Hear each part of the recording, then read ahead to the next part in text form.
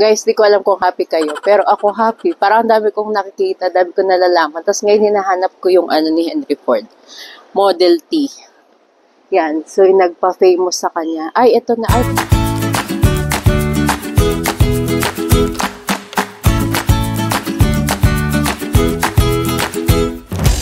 Hi guys, so nandito na kami sa Henry Ford Museum. First stop namin dapat is yung sa film. Pero since maaga-aga pa kami para dun sa sked, so dito muna kami sa museum store.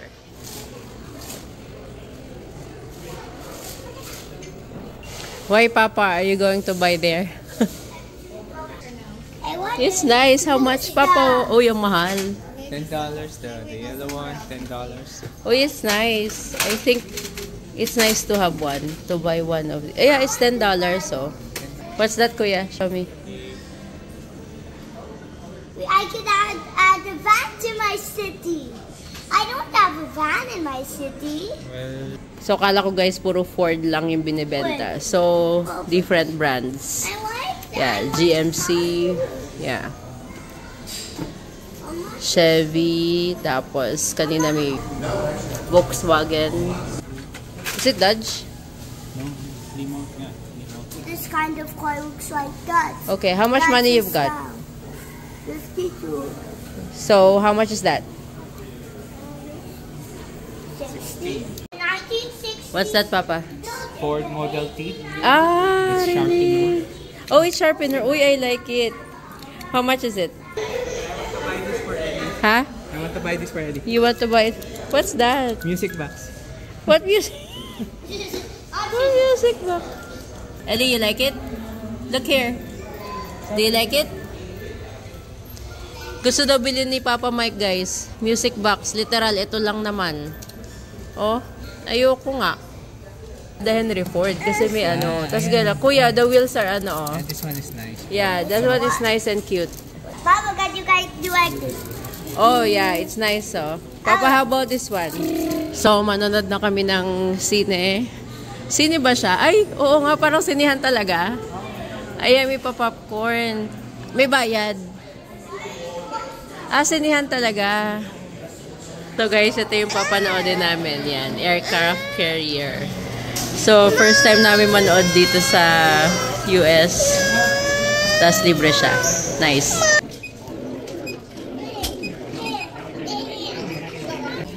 3D glasses. We have 3D glasses.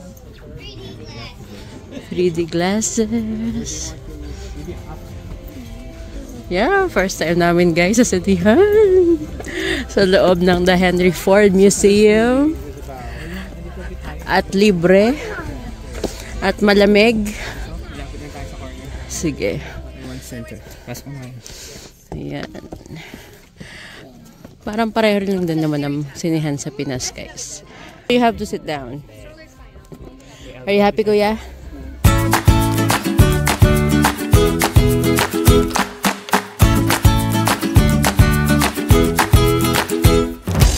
Hi guys. So katatapos lang namin sa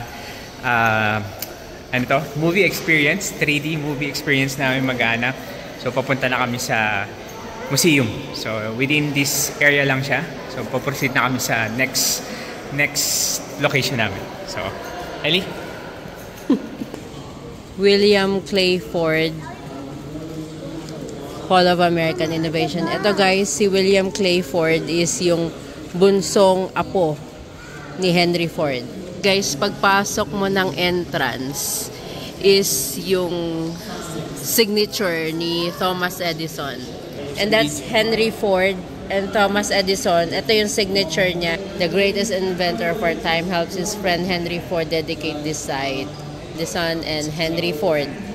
Yan. So, they are best of friends, guys. So, ito yung pala. Ayan. So, very, ito pa, guys. Ito mismo yung pala na, wow, binaon mismo ni Thomas Edison at pinirmahan niya, guys. Ito yon, exact pala, guys. That pala is 1928. Ayan. Papasok na kami dito sa, sa area. Ayan, si Lincoln with liberty and justice for all. So, let's see what we can find in here. Ayan, so, yeah, we will go inside. Yeah, independence.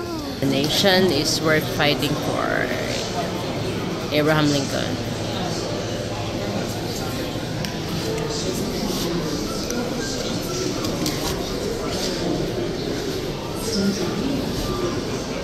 So, andito kami guys sa the Ku Klux Klan. So, ito yung uniform ng KKK or ng Ku Klux Klan. So, ito yung organization ng mga white people na they think that the supremacy of the white people is happened, na sila lang yung white race, the superior race before. So this was happened in the 1920s. Ganito yung sinihan nila dati. So because of the segregation, may white waiting room na entrance and colored waiting room. So ito guys yung drinking fountain. So yan, labeled 1954 colored drinking fountain. So if you're not white, so you have to drink from here. At dito yung entrance mo. You're separated, you have the waiting room here. So, if you notice guys, may salamin siya. So, sobra yung segregation niya before.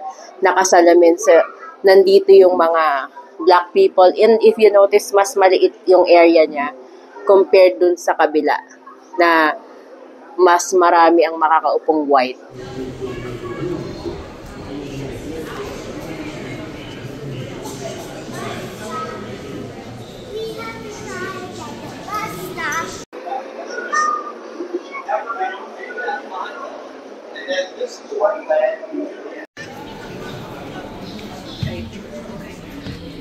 Hi guys, so ito ay legit na legit. This is the real bus. This one is the exact seat of Rosa Parks. Yeah, when she was arrested guys. Yes. Yeah, this is the seat guys. Okay, Rosa Parks sat here back then. And then on the opposite side guys, this is the seat of Barack Obama, former President Barack Obama. So, this guys, upo din ako. Makiupo din ako. One, you sat, Rosa Parks sat there. Before other people. Yeah, Rosa Parks sat here. Yeah, and this seat there, where Papa Mike was sitting, it was Barack Obama's seat when he 2012, and this one 1950s. Yeah, where Rosa Parks sat. So, smile, guys. Smile! Yan, video na lang. Smile. Hindi ko makuha, guys. Wala, hindi ko makuha sila, Ellie. Yan. So, this is the exact bus. Gen Z, Rosa Parks. Pakot ulit. And si Barack Obama. Okay. Guys, look at this chair. Grabe, if you look closely guys, dito sa taas, that one is like brownish na, diba? Compared to this one, the other parts, because that's blood. Dried blood ni President Abraham Lincoln. So, this chair na inuupuan niya dun sa Ford Theater, that's where he was assassinated. So, this is the picture when Abraham Lincoln was assassinated by John Wilkes Booth. 5 days lang pagkatapos mag-surrender ng Confederates. So, yung Confederates are group of states na they wanted na they have their own separate autonomy or authority sa US. Then, yung opposing side kung saan pinaglalaban ni Abraham Lincoln is yung tinatawag na Union o yung mga northern states, kasama yung Michigan kung saan kami nakatira ngayon. So, for the Union states or Union group ni Abraham Lincoln, ang kanilang advocate is to have unity, tapos anti-slavery, and also yung freedom. So, yun yung primarily na pinaglalaban ni Abraham Lincoln and the Union States. So, ito siya. Unfortunately, 5 days after the Confederates surrendered, Abraham Lincoln was assassinated. Ito yung yung segregation dati nung panahon ni President Abraham Lincoln. Sa northern part is the free states, tapos sa baba yung red ones is the slave states. Yan. So yung border nila is yung Missouri, Kentucky, tsaka itong Maryland. These are the border state. Ito yung hinulma sa mukha ni President Abraham Lincoln. Ayan. Tapos ito yung cast ng kamay niya. Ayan. Ito yung first American winner of the first Great American Race. So this is centenarian na guys. More than 100 years old na. Ayan.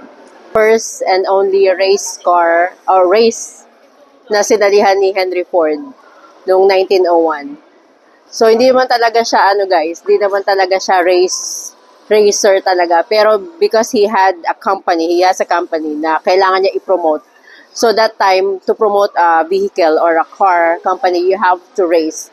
So, nag-race talaga siya, ayan. So, that's the first and last. Kasi hindi niya na inulit. Kasi sabi niya, it's really difficult and it's really frightening for him. Yan. Nung nanalo siya dun sa race niya, noong 1901, interestingly, ang presyo niya as a trophy is itong punch bowl. So, imagine, parang luxury item siya before in 1901. Yung punch bowl. Yan, yung crystal punch bowl. Yan. Ito guys, yung 1902 na ginawa ni Henry Ford. So, ito guys, gawa siya sa bicycles. Yan. Yung model ni Henry Ford dito is bicycle. So, gulong ng bicycle. At dun siya nag-start to build this car. His first car. At dahil takot na siya mag-race nung ginawa niya 1901, nag-hire siya. So, hinire niya si Barney Oldfield. Yan. Wow. Kala ko ba't nandun si Ellie? Meron pala siyang meron siyang participation.